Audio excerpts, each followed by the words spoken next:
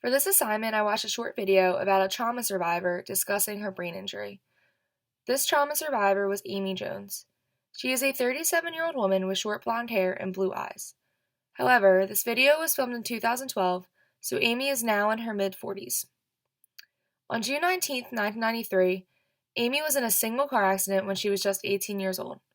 She was sitting in the backseat of a car with her childhood best friend and her best friend's boyfriend. Her best friend's boyfriend was driving the car and swerved into the other lane and hit a tree head-on. They were all thrown from the car and into a ditch. Amy was thrown first, and they weren't found for a total of 45 minutes. They were immediately transported to the trauma center via helicopter, in which Amy's childhood best friend flatlined. This led Amy to go into immediate shock. She woke up 5 days later after going into med-induced coma during the helicopter ride to the trauma center. She ended up breaking both femurs, breaking every bone on the left side of the face besides her jaw, and had a TBI due to the car accident. She had parts of her frontal lobe and temporal lobes removed. And she also found out that day that she was the only survivor of the accident. Amy faced many challenges as a result of her injuries. She had to learn how to walk again, put on her shoes and socks, and had to relearn everything that we take for granted every day. She found it very difficult to relearn simple tasks because she said she didn't know how to tell her brain to tell the appropriate body part to do that certain action. Amy also described her moods as erratic during the recovery process, and she didn't know why at first, but she then later learned that that was also a result of her TBI. She also mentioned how impulsive decisions really affected her life. She would do things such as crossing the street without looking, and she said that really took a toll on how she coped. Trying to have normal conversations with people and to actually take part in those conversations took many, many years. Being the only survivor of her accident really took a toll on her outcome of life.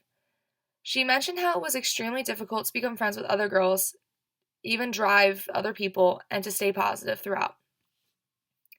Despite those challenges Amy's faced, she has also accomplished many things in her recovery, such as returning to a sort of normalcy. She's able to walk, talk, and perform those everyday simple tasks, like putting on her shoes that she had to relearn due to her injury. Amy also shared a story of how, when she was in the rehabilitation center, a psychiatrist told her that she would never be able to go to college based on her test results. She really took that comment to heart and pursued her associate's degree, bachelor's degree, and she even obtained her master's degree. Her hard work and determination are truly incredible. Amy has made a full recovery from her injuries. Although she could still possibly experience some deficits and challenges from her brain injury, it was not mentioned in the video. I also did not see any deficits from listening and watching her share her story.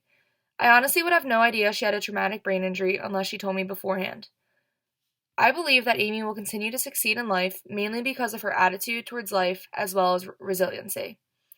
She is also still fairly young and has recovered tremendously. She's come so far since her injury and feels like she got a second chance at life.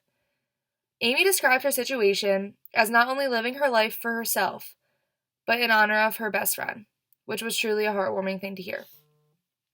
She's an advocate for other individuals with TBI and says the greatest form of advice for people recovering is to just be patient and that you have to experience the pain of the injury before you get better. Overall, it was a great experience listening to her story, and it was just a great opportunity to see how successful she was in her recovery process of a traumatic brain injury.